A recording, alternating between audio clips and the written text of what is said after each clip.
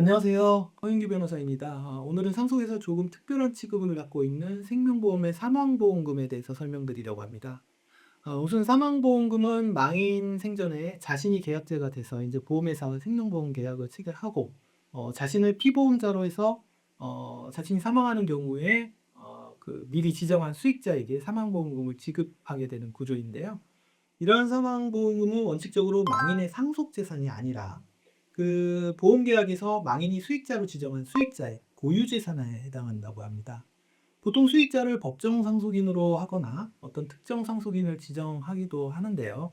어느 경우든 사망보험금을 수령하는 자는 자신 고유의 그 수익권을 받게 되는 것입니다.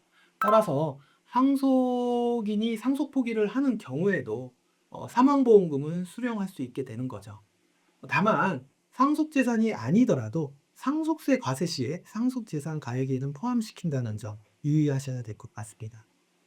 그런데 만약에 특정 상속인이 사망보험금을 받으면 상속재산 분할이나 유류분 반환 청구에서 고려해야 할 특별수익에 해당한다는 점은 기억을 하셔야 될 것 같습니다.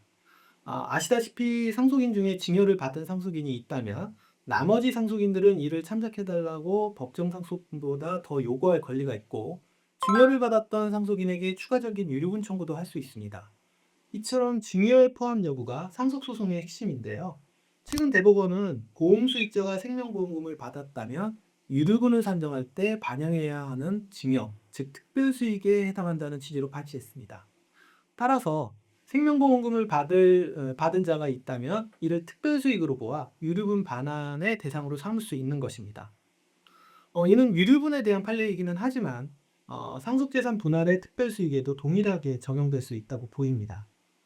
또한 앞서 대법 판결은 생명보험금을 특별수익으로 산정하게 될 때 그 가액 산정 방법에 대해서도 그 기준을 제시했는데요. 그에 의하면 유류분 산정의 기초재산에 포함되는 증여가액은 특별한 사정이 없으면 이미 납입된 보험료 총액 중 피상속인이 납입한 보험료가 차지하는 비율을 산정해서 이를 그 사망보험금에 곱해서 산출한 금액으로 할 수 있다고 판시했습니다. 만약 특별수익자가 받은 보험금이 1억 원일 때 그 납입보험료 전부를 생전에 망인이 전부 납입했다면 그 사망보험금 1억이 전액이 특별수익에 해당이 되고요. 납입보험료 전부를 망인이 납부한 것이 아니라 약 그중 50%만 납부했다면 특별수익은 1억의 50%인 5천만 원으로 이제 산정해야 된다는 의미입니다. 이상 오늘 사망보험금의 특별수익 인정 여부에 대해서 간단히 살펴봤습니다. 저는 다음 영상에서 다시 찾아뵙겠습니다. 감사합니다.